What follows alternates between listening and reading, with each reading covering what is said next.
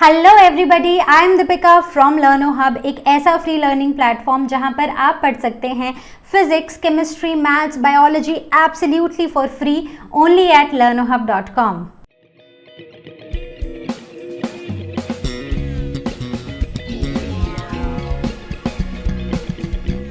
तो बच्चों, आज हम डिस्कस करने वाले हैं class 6 ICSE biology cell the structure and functions के रिमेनिंग टॉपिक्स को। So without wasting any times, let's get started.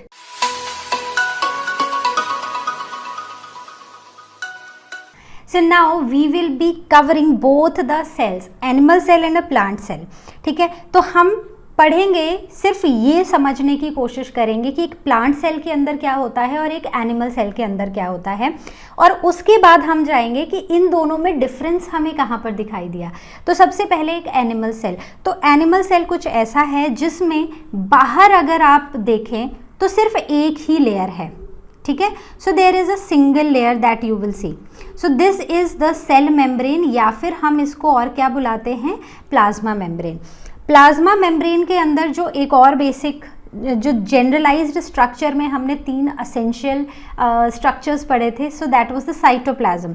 तो साइटोप्लाज्म भी है और यहाँ पर न्यूक्लियस भी है, ये जो बड़ा सा अंदर एक गोल सा स्ट्रक्चर है।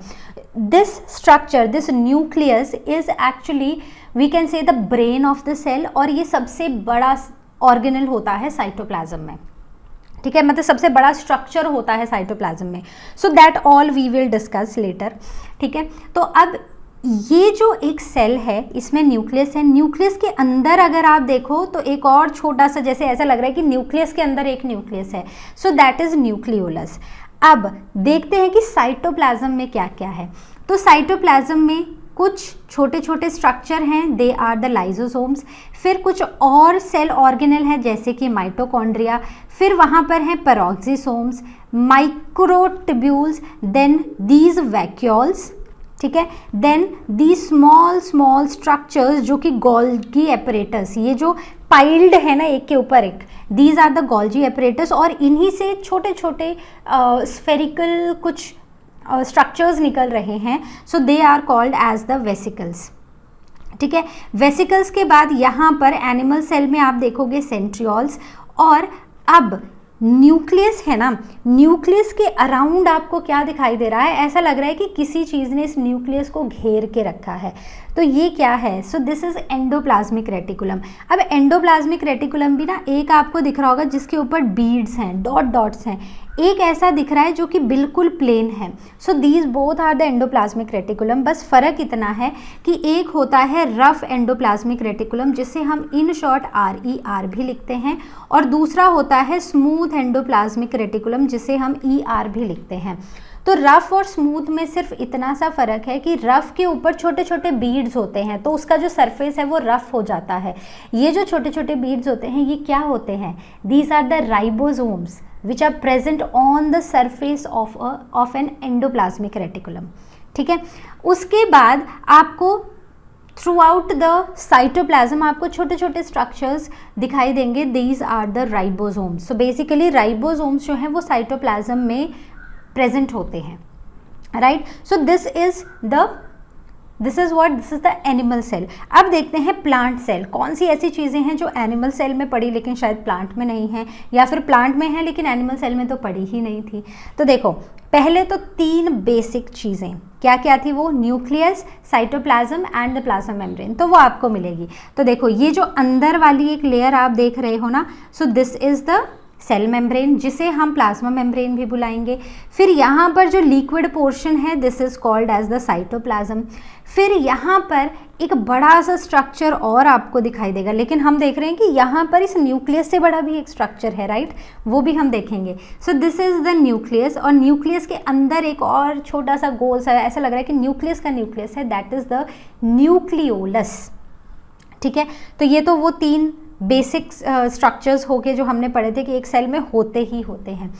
अब उसके सिवा इस सेल में, प्लांट सेल में, एक एक्स्ट्रा लेयर है बाहर। कौन सी लेयर है वो, so that is the cell wall. तो बेसिकली जो प्लांट सेल है, प्लांट सेल को बाहर एक तो प्लाज्मा मेम्ब्रेन है, प्लाज्मा मेम्ब्रेन को कवर करने के लिए भी एक लेयर है which is the cell wall, right. Next is the Golgi apparatus.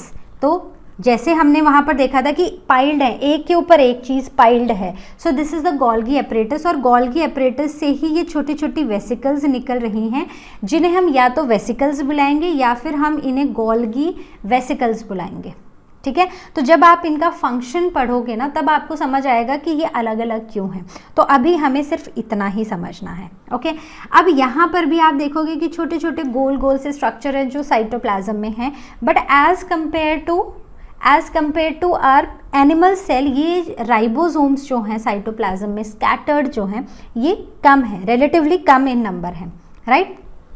अब यहाँ पर न्यूक्लियस है, तो हमने बोला था कि कोई तो चीज़ है जो न्यूक्लियस को एक तरह से घेर रही है। कौन सी थी वो? That was endoplasmic reticulum. अब एंडोप्लाज्मिक रेटिकुलम भी हमने दो तरह का देखा था, एक था रफ और एक था स्मूथ। रफ कौन सा था? जिसका सरफेस थोड़ा सा रफ था, जिसके ऊपर छोटे छोटे बीड्स थे, that is the rough endoplasmic reticulum, that is the RER, ठीक है। और दूसरा था जो बिल्कुल स्मूथ सरफेस था, जिसके ऊपर कोई भी राइबोसोम्स नहीं थे, so that was smooth endoplasmic reticulum which had no ribosomes on it surface, ठीक है। क्लियर हो गई इतनी सी बात।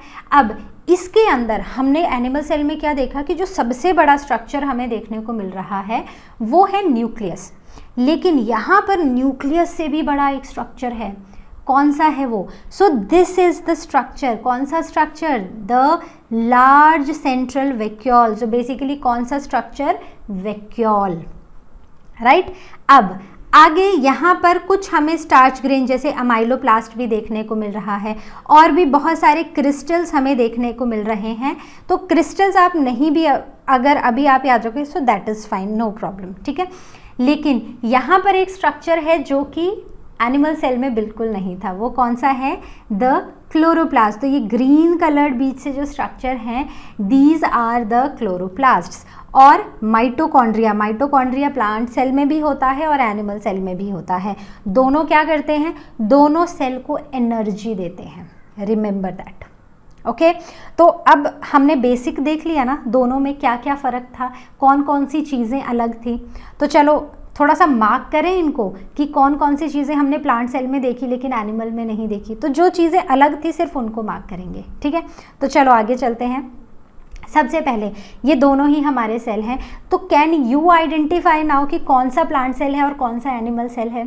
तो बहुत सारे बच्चे बोलेंगे कि येस मैम। तो जल्दी से चैट बॉक्स में आंसर लिख दो इससे पहले कि मैं आपको आंसर बताऊं।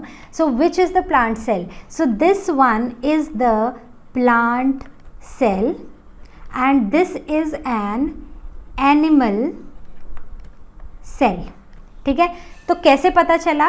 इस एक एक्स्ट्रा लेयर से हमें पता चल गया कि प्लांट सेल के पास प्लाज्मा मेम्ब्रेन के बाहर एक और लेयर होती है, that is the cell wall, जो एनिमल सेल में नहीं होती है, ठीक है।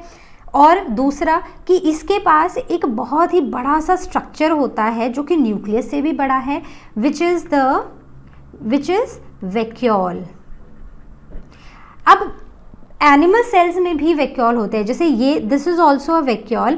लेकिन अगर आप एनिमल सेल और प्लांट सेल का कंपैरिजन करोगे ना, तो एनिमल सेल्स में बहुत ही छोटे या कई बार वैक्यूल्स होते भी नहीं हैं, लेकिन प्लांट सेल में कई बार 90% of the space inside the cell is covered by these vacuoles. तो 90% स्पेस जो होता है वो वैक्यूल ही ले लेता है, ओके। इतना समझ आ गया? ओके। तो अब और क्या चीज़ थी याद करो प्लांट सेल में और एनिमल सेल में। तो प्लांट सेल में हमने देखे थे ये वाले structure. So these are the chloroplast. Chloroplast वो स्ट्रक्चर्स होते हैं प्लांट सेल के अंदर जो प्लांट की हेल्प करते हैं इन फोटोसिंथेसिस, खाना बनाने में, right? So they are the chloroplasts. The next one that is seen in animal cell but not in plant cell. तो उसमें ना आपको कुछ ऐसे स्ट्रक्चर्स देखने को मिलते हैं जो कि सेल की हेल्प करते हैं जब एक सेल डिवाइड करता है, ठीक है। तो कौन से स्ट्रक्चर्स हैं वो जल्दी से लिखो, जिसको थोड़ा बहुत भी अगर आइडिया है तो please write it down. So they are the centrioles. तो सेंट्रियोल्स आपको सिर्फ और सिर्फ एनिमल सेल में मिलेंगे, प्लांट सेल में नहीं मिलेंगे। अब ना थोड़ा सा ध्यान से इनको अगर आप देखोगे तो जो एनिमल सेल होता है उसका साइटोप्लाज्म में ज़्यादा ग्रेन्यूल्स होते हैं, मतलब ज़्यादा छोटे छोटे स्ट्रक्चर्स होते हैं, ग्रैन्युलर स्ट्रक्चर्स होते हैं। लेकिन प्लांट सेल का जो साइटोप्लाज्म होता है वो कम ग्रैन्युलर होता है, मतलब उसमें ग्रैन्यूल्स कम होते हैं। ठीक है, तो ये तो थी वो बेसिक चीज़ें जो हमने आइडेंटिफाई कर ली। लेकिन अब हम इन रिटर्न देखते हैं कि इन दोनों में डिफरेंसेस क्या है, प्लांट सेल और एनिमल सेल में। तो start with the plant cell. Plant cells में यूजुअली लार्ज होता है और डिस्टिंक्ट होते हैं ये सेल्स, मतलब जो प्लांट के सेल्स होते हैं वो as compare to animal cells वो बड़े होते हैं और उनकी जो बाउंड्रीज होती हैं वो क्वाइट क्लियर बाउंड्रीज होती हैं। वहीं पर एनिमल सेल्स में अगर आप देखोगे ना, जब आप इसको माइक्रोस्कोप के अंडर ऑब्जर्व करोगे तो आप देखोगे कि इनकी जो बाउंड्रीज है ना वो इतनी क्लियर नहीं होती हैं। आपको क्लियरली एक और दूसरे सेल का जो बाउंड्रीज हैं वो नहीं दिखाई देती हैं, और as compare to plant cell ये होते भी छोटे हैं। ठीक है, दूसरा, प्लांट सेल के पास होती है सेल वॉल जो सेल्यूलोज की बनी होती है, लेकिन एनिमल सेल के पास सेल वॉल होती ही नहीं है। थर्ड पॉइंट, साइटोप्लाज्म बहुत ज़्यादा डेंस नहीं होता है। प्लांट सेल का जो साइटोप्लाज्म होता है ना वो थिन होता है, और यूजुअली वैक्यूल इतना बड़ा होता है कि वो ऐसे पुश करता रहता है इस साइटोप्लाज्म को, और वो साइड्स पे प्लाज्मा मेम्ब्रेन के आसपास ही थोड़ा बहुत देखने को मिलता है। लेकिन अगर हम एनिमल सेल की बात करें तो साइटोप्लाज्म काफ़ी डेंस होता है और ये काफ़ी ग्रैन्युलर होता है, इसमें बहुत सारे छोटे छोटे ग्रैन्यूल्स होते हैं। द नेक्स्ट इज़, अगर प्लांट सेल की बात करें तो देखो प्लांट सेल में एक बड़ा सा स्ट्रक्चर हमने देखा था जो न्यूक्लियस से भी बड़ा था, सो दैट वाज द वैक्यूल। तो यहाँ पर लार्ज एक प्रोमिनेंट वैक्यूल देखने को मिलता है। यही वैक्यूल प्लांट सेल में स्मॉल होता है और टेम्परेरी होता है, कई बार होता है कई बार नहीं भी होता है। The next is plastids. So plastids क्या होते हैं, यही क्लोरोप्लास्ट, ठीक है, वही स्ट्रक्चर्स जो कोई कलर देते हैं एक सेल को, सो दे आर द प्लास्टिड्स। तो प्लास्टिड्स प्लांट सेल में होते हैं लेकिन एनिमल सेल में प्लास्टिड्स नहीं होते हैं। The next and the last difference is, plant cell के अंदर सेंट्रोजोम नहीं होता है लेकिन एनिमल सेल में होता है, और ये हेल्प करते हैं एक एनिमल सेल को सेल डिवीजन के टाइम। राइट, तो इतनी बात समझ आ गई सबको डिफरेंसेस आई होप समझ आ गए हैं। चलो तो बढ़ें आगे, फिर आगे देखें आगे क्या क्या है। तो अगर कोई भी डाउट अभी तक आया है तो फटाफट से जाओ, पहले आस्क क्वेश्चन सेक्शन में अपना डाउट पूछ लो और उसके बाद फिर आगे बढ़ो। ठीक है, let us start with the first layer that is present only and only around the plant cell. कौन सी है वो, that is the cell wall. और सेल वॉल कैसा कंपोनेंट है, जल्दी से बताओ। अभी हमने लिविंग और नॉन लिविंग कंपोनेंट्स डिस्कस किए, तो क्या ये लिविंग है या नॉन लिविंग है? So it is a non living component of a cell, लेकिन है नॉन लिविंग है, लेकिन है बड़ी फायदे की चीज़ प्लांट सेल के लिए। कैसे, चलो देखते हैं। पहले देखते हैं इसके कैरेक्टरिस्टिक्स। तो एक तो ये आउटर मोस्ट लेयर है प्लांट सेल में, सबसे बाहर कौन सी लेयर है, this is the cell wall. दूसरा, ये नॉन लिविंग है और काफ़ी ऐसे रिजिड है, ऐसे होता है ना कि जिद्दी है, कि हिलती नहीं है भाई अपनी जगह से। ठीक है, now the next is it is made up of cellulose. So this cell membrane, sorry, not the cell membrane but the cell wall is made up of what? Cellulose. C for cell wall, C for cellulose. ठीक है, C for cell, C for cellulose. Remember. Okay. Now these are freely permeable. ये वो membrane, ये वो layer है एक cell की जो फ्रीली परमिएबल है, मतलब जिसको भी अंदर आना है आओ, जिसको भी बाहर जाना है जाओ। तो ये किसी भी तरह की हिंड्रेंस क्रिएट नहीं करती है in the movement of substances into the cell and out of the cell. Clear, तो इतनी सी बात समझ आई। Second, now the functions of the cell. अब ये एक तो रिजिडिटी प्रोवाइड कर रही है, मतलब ये इतनी ज़िद्दी है कि ये बदलने को तैयार ही नहीं है, तो उसकी वजह से ये सेल को एक डेफिनेट शेप दे रही है और ये सब्सटेंसेस को अलाउ कर रही है कि सेल के अंदर जाओ और सेल से बाहर जाओ। So it also provides protection, क्योंकि ये इतनी ज़िद्दी है, ये बदलना नहीं चाहती है, इसलिए ये सेल को इस खासियत की वजह से ये सेल को एक तरह से प्रोटेक्ट करके रख रही है। ठीक है, समझ आ गई बात। आगे बढ़े नेक्स्ट मेम्ब्रेन की तरफ। So the next is the cell membrane. So inside the cell wall in a plant cell is the cell membrane. और अगर हम एनिमल सेल की बात करें, so it is the only layer, ठीक है, एक only covering to all the content of the cell. So this is the cell membrane, जिसे हम प्लाज्मा मेम्ब्रेन भी बुलाते हैं। तो ये दोनों में प्रेजेंट है, ये प्लांट सेल में भी है और ये एनिमल सेल में भी है। और ये कैसा स्ट्रक्चर है? Is this a living structure और अ नॉन लिविंग स्ट्रक्चर? जल्दी से just shout it out, it is a living structure, ठीक है। तो ये थिन है, फ्लेक्सिबल है और डेलिकेट है। जैसे सेल वॉल एकदम ज़िद्दी थी ना, ये ज़िद्दी नहीं है। इसको बोलो कि थोड़ा सा साइड हो जाओ प्लीज़, जगह चाहिए, तो ये साइड हो जाएगी। लेकिन अगर आप ये बात सेल वॉल को बोलोगे तो वो बिल्कुल नहीं मानेगी, ठीक है। Now it has fine pores. इस प्लाज्मा मेम्ब्रेन में या सेल मेम्ब्रेन में छोटे छोटे पोर्स हमें देखने को मिलते हैं, जो कि और ये बनी होती है कुछ प्रोटीन से, कुछ लिपिड्स और प्रोटीन से, and we call it as lipoproteins. Clear?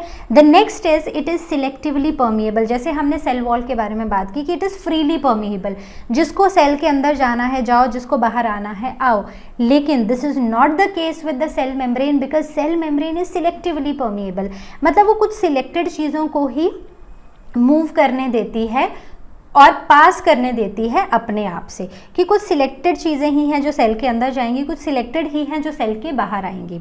So this is all about the characteristics of a cell membrane।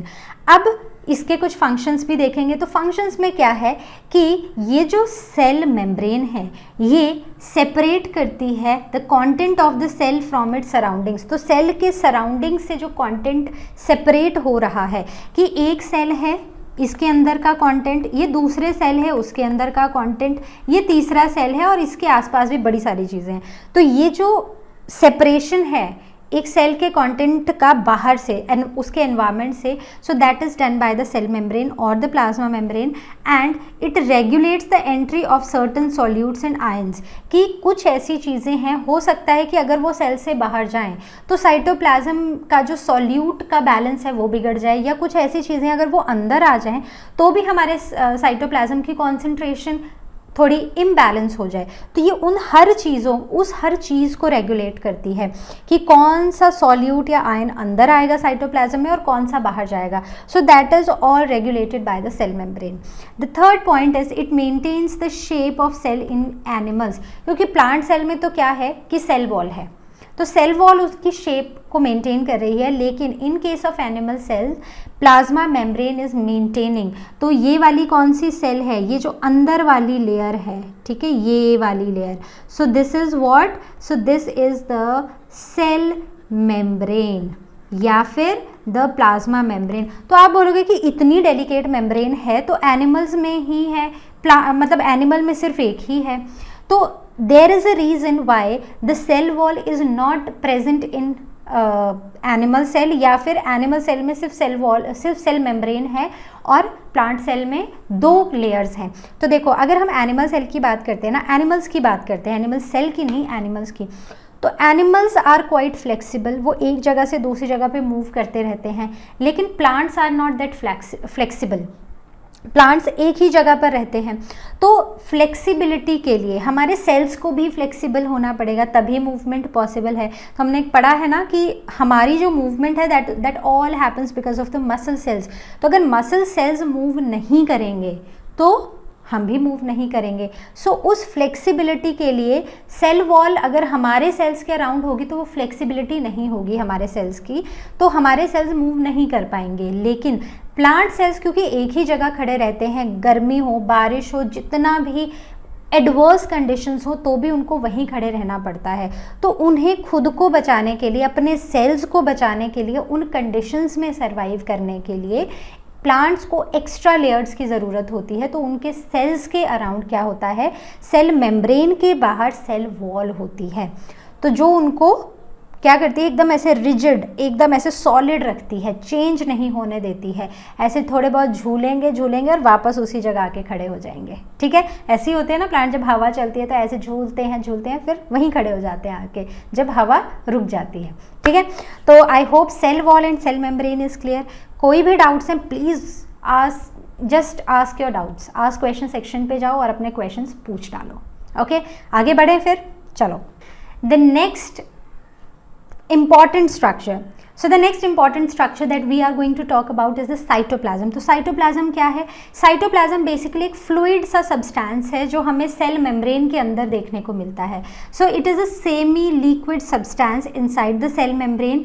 इसमें mixture होता है काफ़ी सारी चीज़ों का, जिसमें पानी तो है ही, साथ में कुछ soluble inorganic और organic compounds होते हैं और उसी में float कर रही होती हैं कुछ cell organelles. इनके फंक्शंस क्या हैं? अगर आप कंपाउंड माइक्रोस्कोप के अंडर कभी भी साइटोप्लाज्म को देखने की कोशिश करो तो आपको ना एक कलरलेस सा, एक पार्टली ट्रांसपेरेंट, मतलब कुछ ट्रांसलूसेंट सा एक वाटरी सब्सटेंस आपको देखने को मिलेगा. So that is cytoplasm. ठीक है. Now what are the functions? So इसके फंक्शंस क्या हैं? सो एक तो इसमें अलग अलग सेल ऑर्गेनल्स होते हैं. दूसरा, ये साइट होती है मेटाबॉलिक एक्टिविटीज़ की. बहुत सारी एक्टिविटीज़, कुछ बन रहा है सेल के अंदर, कुछ टूट रहे हैं सब्सटेंसेस से, प्रोटीन्स बन रहे हैं या फिर प्रोटीन्स टूट के अमाइनो एसिड्स बन रहे हैं. सो ये सारी की सारी जो मेटाबॉलिक एक्टिविटीज़ होती हैं वो इसी साइटोप्लाज्म में होती हैं. Third point, it is the medium for initiation of respiration. तो यहाँ पर जो सेल रेस्पायर करता है, जहाँ पर ऑक्सीजन लेता है और कार्बन डाइऑक्साइड बाहर निकालता है, तो ये जो रेस्पिरेशन का पूरा प्रोसेस होता है ये भी साइटोप्लाज्म में ही होता है. तो साइटोप्लाज्म में होता है रेस्पिरेशन. क्या होता है? ऑक्सीजन को अंदर लेके एनर्जी प्रोड्यूस करना और कार्बन डाइऑक्साइड को बाहर निकाल देना. क्लियर? तो ये बात समझ आ गई. चलो, plastids. P for plastids and P for plants. So plant cells के अंदर होते हैं प्लास्टिड्स, सिर्फ और सिर्फ प्लांट सेल्स के अंदर. ठीक है. तो यहाँ पर बहुत सारे तरह के प्लास्टिड्स देखने को मिलते हैं, लेकिन सबसे common type is the chloroplast. तो आपने एक पिगमेंट का नाम सुना है, chlorophyll, right? So chlorophyll is present inside a cell organelle called chloroplast. Chloroplast जो है उसके अंदर ये पिगमेंट होता है और इसी की वजह से, इसी पिगमेंट की वजह से क्या होता है? सनलाइट कैप्चर करते हैं प्लांट्स और फोटोसिंथेसाइज करते हैं, राइट? तो जब हम रॉ मटेरियल्स पढ़ते हैं छोटी क्लासेस में, तो हम क्या पढ़ते हैं कि एक इम्पॉर्टेंट रॉ मटेरियल कौन सा है? क्लोरोफिल, जो सोलर एनर्जी को ट्रैप करेगा. करेक्ट? तो याद आ गया. तो अब ये भी कुछ डबल मेम्ब्रेन स्ट्रक्चर हैं. अगर आप यहाँ पर देखो तो यहाँ पर ये आपको कुछ सर्कल, कुछ ओवल शेप्ड बॉडीज़ देखने को मिल रही हैं. ये जो ओवल शेप्ड बॉडीज़ हैं, these are the chloroplasts, right? तो ये कुछ ऐसी होती हैं और इनके अंदर होता है, इनका जो मैट्रिक्स, बेसिकली जो फ्लूइड वाला पार्ट है ना, दैट इज़ प्रोटीनिशियस. वो प्रोटीन्स का बना होता है, उसमें प्रोटीन्स होते हैं एंड उनके अंदर डीएनए भी होता है. Clear? Now the disc like structure called thylakoids. अब इसके अंदर ऐसे डिस्क लाइक स्ट्रक्चर्स होते हैं जिन्हें हम बुलाते हैं थाइलाकॉइड्स और उन्हीं में होता है क्लोरोफिल. क्लियर? अब इनके फंक्शंस क्या हैं? तो अगर मैं सिर्फ क्लोरोप्लास्ट की पहले बात करूं तो जो क्लोरोप्लास्ट है ना, एक तो ये ग्रीन कलर के प्लास्टिड्स होते हैं और इनका काम होता है सोलर एनर्जी को ट्रैप करना, ताकि फोटोसिंथेसिस में वो सोलर एनर्जी यूटिलाइज हो सके. क्लियर? दूसरा, और जो अलग अलग तरह के क्लोरोप्लास्ट हैं, तो उसमें से एक है क्रोमोप्लास्ट. क्रोमोप्लास्ट मतलब एक ऐसा प्लास्टिड जो अलग अलग कलर्स देता है. जैसे ये प्रेजेंट होता है फ्रूट्स में और फ्लावर्स में. तो हमने देखा है कि फ्रूट्स में और फ्लावर्स में अलग अलग तरह के कलर्स आते हैं. तो येलो भी होता है, रेड भी होता है. तो अलग अलग तरह के पिगमेंट्स होते हैं इन क्रोमोप्लास्ट्स में. ठीक है. तो जैसे एक ज़ेंथोफिल पिगमेंट होता है जो येलो कलर देता है फ्रूट्स को और फ्लावर्स को. एक कैरोटीन होता है जो फ्रूट्स और फ्लावर्स को ऑरेंज टू रेडिश कलर देता है. Clear? So these are the chromoplast जो फ्लावर्स और फ्रूट्स को कलर देते हैं. The next one, the third one that we are going to talk about is these leucoplasts. So leucoplasts जो होते हैं, they are the plastids but they do not give any color. उनका काम है सिर्फ और सिर्फ स्टार्च को स्टोर करना. that's it. क्लियर? अब कुछ ऐसे भी, मतलब ये स्टार्च को भी, प्रोटीन्स को भी, फैट्स को भी काफ़ी सारा स्टोरेज में ही हेल्प करते हैं. लेकिन कुछ ऐसे और पिगमेंट्स हैं जैसे कि एंथोसाइनिन है. ठीक है. तो I will write over here the name. So anthocyanins, ये प्लास्टिड्स के साथ तो एसोसिएटेड नहीं है, मतलब हम इनको प्लास्टिड्स के अंडर तो नहीं लेते हैं कि इसको प्लास्टिड का कोई पिगमेंट काउंट नहीं करते हैं, लेकिन ये हमारे सेल के सैप में, सेल का सैप क्या होता है, वो जो लिक्विड वाला कंटेंट होता है, जो साइटोप्लाज्म है, फ्लूइड वाला कंटेंट होता है, तो एंथोसायनिन डिसॉल्व हो जाता है सेल सैप में और वहाँ पर red colour, purple colour, blue colour, अलग अलग कलर्स देता है हमारे सेल सैप को। तो इसी एंथोसायनिन की वजह से फ्रूट्स और वेजिटेबल्स में अलग अलग कलर्स हमें देखने को मिलते हैं, राइट। तो आई होप प्लास्टिड्स आपको क्लियर हुआ है। अब आता है एक बहुत ही इंपॉर्टेंट स्ट्रक्चर एक सेल का, और वो कौन सा है। सो जो हमने सब कुछ पढ़ लिया, सेल ऑर्गेनल्स भी पढ़ लिए, बट एक बड़ी ही इंपॉर्टेंट चीज़ हमसे रह गई, वो है न्यूक्लियस। तो न्यूक्लियस अगर आप देखोगे तो काफ़ी प्रोमिनेंटली दिखाई देता है एक प्लांट और एनिमल सेल में। और अगर आप एनिमल सेल की बात करो ना, तो जो सबसे बड़ा स्ट्रक्चर आपको देखने को मिलेगा वो न्यूक्लियस ही होता है। क्लियर। तो it is the largest cell organelle, तो सबसे बड़ा सेल ऑर्गेनल है nucleus. Then it is small, अगर हम वैसे देखें तो ये स्मॉल है, छोटा सा गोल सा एक डेंस मास है, लेकिन अगर हम इसको बाकी सब सेल ऑर्गेनल से कंपेयर करें, so this is the largest cell organelle. Clear. तो अगर जब हम इसको माइक्रोस्कोप के थ्रू देखते हैं, सो हमें ये एक छोटा सा गोल सा एक स्ट्रक्चर देखने को मिलता है। Now it is the most important part of the cell, काफ़ी डेलिकेट भी है और काफ़ी इम्पॉर्टेंट भी है। तो क्यों इम्पॉर्टेंट है, ये सारी चीज़ें हम धीरे धीरे डिस्कस करेंगे। तो ये भी एक डेलिकेट, इसके अराउंड एक न्यूक्लियर मेम्ब्रेन है, जो न्यूक्लियस होता है सेल के अंदर, इस न्यूक्लियस की मेम्ब्रेन को हम बुलाते हैं न्यूक्लियर मेम्ब्रेन। और इसके अंदर जो फ्लूइड होता है वो होता है न्यूक्लियोप्लाज्म। जैसे सेल के अंदर वाला साइटोप्लाज्म है, वैसे न्यूक्लियस के अंदर वाला न्यूक्लियोप्लाज्म है। ठीक है, तो सिमिलर है ना, cell, C for cell, C for cytoplasm, N for nucleus, N for nucleoplasm. तो जस्ट रिकॉल, जब हमने पढ़ा था तो मैंने आपको ये बताया था कि न्यूक्लियोप्लाज्म एक कैसा स्ट्रक्चर है, क्या ये लिविंग है या नॉन लिविंग है। जस्ट रिकॉल, तो हमने ये नॉन लिविंग स्ट्रक्चर्स के अंडर पढ़ा था। ओके, नाउ न्यूक्लियर मेम्ब्रेन्स जो होती हैं उनमें छोटे छोटे पोर्स होते हैं। ठीक है, न्यूक्लियर मेम्ब्रेन कभी भी कॉन्टिन्यूस नहीं होती है, उसमें मतलब एकदम स्मूथ नहीं होती है, उसमें होते छोटे छोटे छोटे छोटे पोर्स। अब इस न्यूक्लियस के अंदर क्या होता है, इस न्यूक्लियस के अंदर होते हैं कुछ थ्रेड लाइक स्ट्रक्चर्स। तो अगर ये मेरा न्यूक्लियस है तो इसके अंदर ना आपको ऐसे स्कैटर्ड थ्रेड लाइक स्ट्रक्चर्स देखने को मिलेंगे, जिन्हें हम बुलाते हैं क्रोमेटिन फाइबर्स, और इनमें होता है डीएनए, वो इम्पॉर्टेंट जेनेटिक मटेरियल जो एक जनरेशन से दूसरी जनरेशन को पास होता है। So that is present inside the nucleus. तो आप समझ रहे हो ना कि it is the most important cell organelle. Now why nucleus is the most important part. तो न्यूक्लियस एक तरह से पूरे सेल की एक्टिविटीज़ को रेगुलेट करता है। So it regulates and coordinates all the life processes that happen inside a cell. तो जैसे हमारे लिए हमारा ब्रेन है, तो हमारा ब्रेन ही हमारी बॉडी के सारे फंक्शंस को रेगुलेट करता है, मूवमेंट्स को रेगुलेट करता है। अगर मान लो किसी की भी बॉडी में अगर शुगर का लेवल बढ़ गया ब्लड में, तो ब्रेन ही बताएगा कि शुगर का लेवल बढ़ चुका है और अब ये पर्टिकुलर हार्मोन सिक्रीट होना है। तो वो सिग्नल जाएगा हमारे एक पर्टिकुलर ऑर्गन को या ग्लैंड को कि ये सिक्रीट करो, ये इस हार्मोन को सिक्रीट करो ताकि शुगर लेवल्स कंट्रोल में आ जाएं। सो सेम कुछ वैसा ही काम कौन करता है, nucleus. So it regulates and coordinates the life processes of the cell. तो it is just like we have brain. तो अगर हमारी बॉडी से ब्रेन को हटा दिया जाए so we'll be dead, right. Same अगर सेल के अंदर से न्यूक्लियस को हटा दिया जाए तो cell will be dead. Clear? Next, it plays an important part in cell division. Then it contains certain factors जिन्हें हम genes भी बुलाते हैं, जो हेरिडिटी डिटर्मिन करते हैं। मतलब जो हमसे या हमारे पेरेंट्स से हमें जो जीन्स पास हुए हैं, so they are present inside the nucleus. Now the coming on next is a nucleolus. तो nucleolus क्या है? So remember there is one more structure that is round सा structure जो कि एक nucleus के अंदर present है. So this round structure is the nucleolus. So there are one or more round substructures present inside the nucleus which is called as nucleolus. nucleolus का क्या काम है?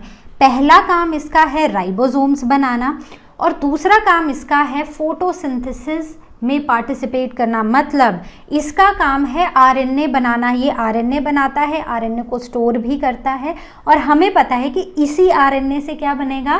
प्रोटीन्स बनेंगे, राइट। तो डीएनए होता है, डीएनए से क्या बनता है? MRNA, that is called as messenger RNA, और इस मैसेंजर आरएनए से बनते हैं प्रोटीन्स। अब this structure called nucleolus guides the ribosomes कि तुम्हें प्रोटीन सिंथेसिस करनी है। So they are basically involved in protein synthesis, ठीक है।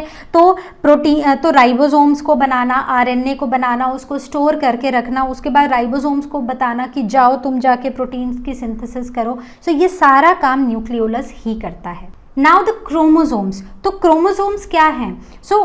अगर हम अलग अलग स्पीशीज़ की बात करें, हम ह्यूमंस की बात करें, हम डॉग की बात करें, हम कैट की बात करें, हम एक गार्डन पी की बात करें, हम अनियन की बात करें, हम किसी मैंगो ट्री की बात करें, तो हर एक स्पीशीज़ में एक डेफिनेट नंबर होता है क्रोमोसोम्स का। क्लियर? इन्हीं क्रोमोसोम्स में क्या होते हैं? इन्हीं क्रोमोसोम्स में होता है क्रोमैटिन, और क्रोमैटिन में होते हैं जीन्स, और जीन्स के ऊपर होता है डीएनए। क्लियर? तो अब जितने भी स्पीशीज़ हैं they have a fixed number of chromosome. जैसे कि अगर हम ह्यूमन सेल की बात करें, so we have 46 chromosomes which means we have 23 pairs of chromosomes. Clear? फिर आता है गार्डन पी। गार्डन पी में होते हैं 14, अनियन 16, मेज में 20, लायन में 38 एंड डॉग में 78। So these are the different numbers. ऐसे ही आपकी बुक में शायद थोड़े और भी मिल जाएंगे। सो यू कैन जस्ट आप इन नंबर्स को याद रख सकते हो, ठीक है। देन अब ये जो क्रोमोसोम्स होते हैं they are the carriers of the genetic characters from parents to offspring, ठीक है। देखते हैं कैसे। अब क्रोमोसोम्स जो होता है वो बना होता है क्रोमैटिन से, और क्रोमैटिन के ऊपर होते हैं genes. Now coming on to another important term that we use for cells and that is a protoplasm. So protoplasm है क्या? न्यूक्लियस और साइटोप्लाज्म को मिला के जितना कंटेंट है, मतलब cytoplasm plus nucleus, it denotes protoplasm and it is said to be the total living content of the cell. तो ये क्या है? इट इज बेसिकली एक ट्रांसपेरेंट फ्लूइड है विच इज कलरलेस या फिर ग्रेइश या फिर ब्राउनिश, ठीक है। तो इस सेल मेम्ब्रेन के अंदर न्यूक्लियस और साइटोप्लाज्म के अंदर का content which is the living content of the cell is termed as protoplasm. Clear?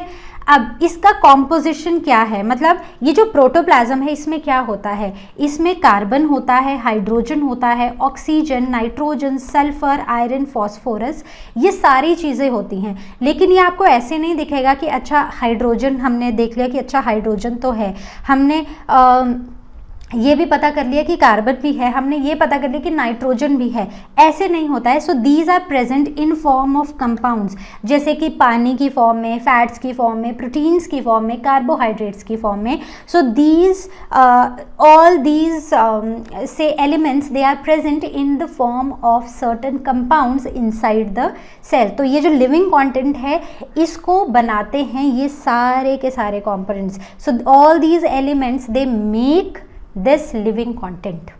Clear? अब एक सेल जो है उसकी कॉम्पोजिशन ना वेरी करती है। ऐसा नहीं होता है कि हर एक प्रोटोप्लाज्म की जो कॉम्पोजिशन है वो सेम ही होगी। प्रोटोप्लाज्म की कॉम्पोजिशन हर एक सेल में वेरी करती है एंड इट इज़ लाइक हम एग्जैक्टली नहीं बता सकते कि एक सेल में कैसा प्रोटोप्लाज्म है, उसका क्या कॉम्पोजिशन है। ऐसा क्यों? क्योंकि जैसे ही हम उस प्रोटोप्लाज्म को सेल से बाहर निकालेंगे that will be like a dead एक एंटिटी, राइट। तो उसके अंदर का जो कॉम्पोजिशन है उसको बताना through experiments is not at all easy, but this one is very sure कि जो कॉम्पोजिशन होता है अलग अलग सेल्स के प्रोटोप्लाज्म का दैट वेरीज। क्लियर? तो आई होप ये बात समझ आ गई। तो living content, the total living content of the cell is called as protoplasm and it includes cytoplasm plus nucleus. Very good. तो आगे बढ़े। Cell inclusions. तो सेल इंक्लूजन्स, इंक्लूजन मतलब कोई एक चीज़ जो इंक्लूडेड है किसी भी स्ट्रक्चर के अंदर। जैसे अगर हमने यहाँ पर सेल इंक्लूजन्स हम बोल रहे हैं, so it means there are certain substances, certain से न्यूट्रिएंट्स, पिगमेंट्स और certain structures which are included in the cell but these are non living. ठीक है, तो जो सेल इंक्लूजन्स होते हैं दे आर नॉन लिविंग। तो दो तरह के सेल इंक्लूजन्स हम पढ़ेंगे। First is the granules and second is the vacuoles. तो ग्रैन्यूल्स, तो अगर आप साइटोप्लाज्म में देखो ना तो छोटे छोटे ग्रैन्यूल्स होते हैं, छोटे छोटे स्ट्रक्चर्स होते हैं, छोटे छोटे structures, the small particles in the cytoplasm. और इन पार्टिकल्स में क्या होता है, दे कंटेन फूड मटेरियल। इसमें स्टार्च, ग्लाइकोजन या फैट्स ऐसे कुछ स्टोर्ड फूड मटेरियल होता है। दूसरे तरह के सेल इंक्लूजन्स हैं वैक्यूल्स। सो वैक्यूल क्या है? वैक्यूल एक क्लियर स्पेस है साइटोप्लाज्म में। तो अगर आप माइक्रोस्कोप के थ्रू देखोगे ना तो आपको एक क्लियर सा स्पेस दिखाई देगा इनसाइड द प्लांट सेल। तो वो जो बड़े बड़े क्लियर स्पेसेस होते हैं प्लांट सेल में, और एनिमल सेल में छोटे छोटे होते हैं, ये बहुत माइन्यूट होते हैं या कई बार एब्सेंट भी होते हैं। तो these are the clear spaces in the cytoplasm. They are filled with water and various substances in solution. मतलब solution form में ना यहाँ पर पानी में बड़ी सारी चीज़ें हैं जो मिक्स करके रखी हुई होती हैं। तो बेसिकली इसमें भी वही न्यूट्रिएंट्स, वाटर, ये सब स्टोर्ड फूड होता है एक तरह से। तो अगर हम प्लांट्स की बात करें तो प्लांट्स में ये बड़े बड़े वैक्यूल्स, बड़े बड़े स्ट्रक्चर्स होते हैं जो कई बार एक सेल का अराउंड 90% स्पेस ले लेते हैं इनसाइड द सेल और इन द साइटोप्लाज्म। दूसरे आते हैं एनिमल सेल्स। तो एनिमल्स में वैक्यूल्स बहुत प्रोमिनेंट नहीं होते हैं, इनका साइज़ बहुत छोटा होता है और कई बार ये भी देखा गया है कि ये होते ही नहीं हैं सेल में। क्लियर? तो सेल इंक्लूजन्स क्लियर हो गए। आगे बढ़े। Cell division. अब हम एक सेल के बारे में पढ़ रहे हैं तो हम ये बोल रहे हैं कि ये सेल डिवाइड भी करता है। तो एक सेल जो है वो क्या करेगा, वो बड़ा होगा, ग्रो होगा और वो दो इक्वल, ऑलमोस्ट इक्वल सेल्स में डिवाइड हो जाएगा।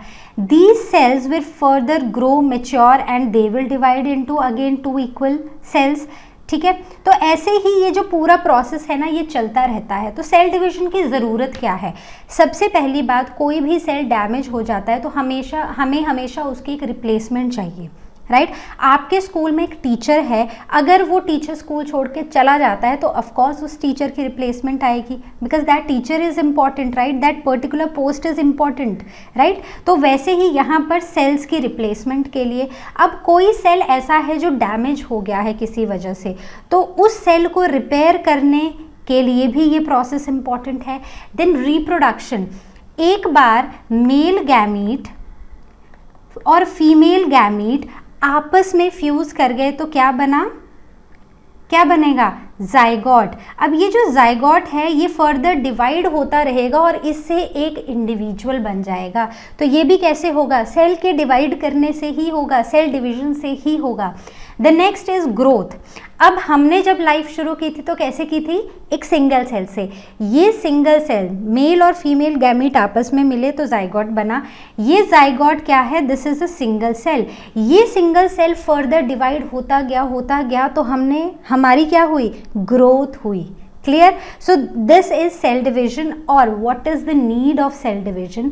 सेल डिवीजन की नीड इसलिए है ताकि एक लिविंग ऑर्गेनिज्म की एग्जिस्टेंस बनी रहे। So cell division is needed for the existence of all the living organism. एक ऑर्गेनिज्म दूसरे ऑर्गेनिज्म को प्रोड्यूस करेगा, उसमें भी सेल डिवीजन होगा और इस तरह एक स्पीशीज़ जो है वो चलती रहेगी। क्लियर? तो ये समझ आ गया। चलिए आगे बढ़ते हैं। लेट अस सी सम क्वेश्चन। सबसे पहले है द वैक्यूल कंटेन। तो वैक्यूल क्या था? एक सेल के अंदर हमने बना लिया। कौन सा सेल, जल्दी से बताओ कौन सा सेल है ये? Plant cell.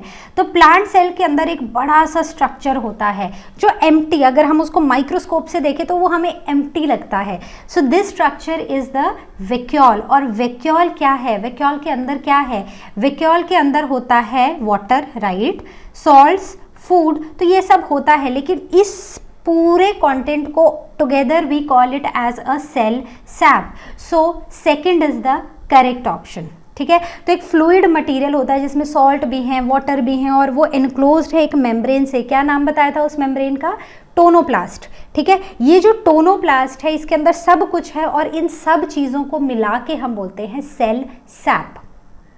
Next, the organelle that controls all the activities of the cell. तो हमने ना बड़े सारे मतलब हमने बहुत सारे स्ट्रक्चर्स पढ़े एक सेल के। हमने साइटोप्लाज्म पढ़ा, हमने सेल वॉल, सेल मेम्ब्रेन पढ़ी। उसके सिवा एक और बहुत मेजर इम्पॉर्टेंट पार्ट पढ़ा, एक सेल ऑर्गेनेल पढ़ा, that was nucleus. So nucleus is that organelle that controls the activities of a cell. Okay, चलो। Now list the three major differences between plant cell और animal cell. तो plant cell में क्या था? cell wall present थी। यहाँ पर animal cell में cell wall is absent. cell, अगर हम plant cell को देखें तो vacuole is large and very prominent, बड़े दूर से दिखाई देता है। लेकिन in case of animal cell these vacuoles are small. Clear? और डिफरेंस बताओ। प्लांट सेल में हमें प्लास्टिड्स देखने को मिलते हैं, वहीं पर एनिमल सेल में प्लास्टिड्स हमें नहीं देखने को मिलते हैं, ठीक है। So no plastids. एक और डिफरेंस जो हम यहाँ पर लिख सकते थे वो ये कि एनिमल सेल में सेंट्रोजोम और सेंट्रियोल्स होते हैं, लेकिन प्लांट सेल में सेंट्रियोल्स और सेंट्रोजोम्स नहीं होते हैं, राइट। तो मेजर डिफरेंसेस हमें समझ आ गए between a plant cell and an animal cell. So with this we complete our today's session. Please go and ask your doubts and ask question section if you have, but I hope कि clear हो गया होगा सब कुछ। Then do practice DPPs, then go and attempt an online test, और फिर भी कोई doubts हैं please ask them on ask question section. I will see you next time with a new video, and till then you all take care, and as you all know, Learner Hub free है पर best है।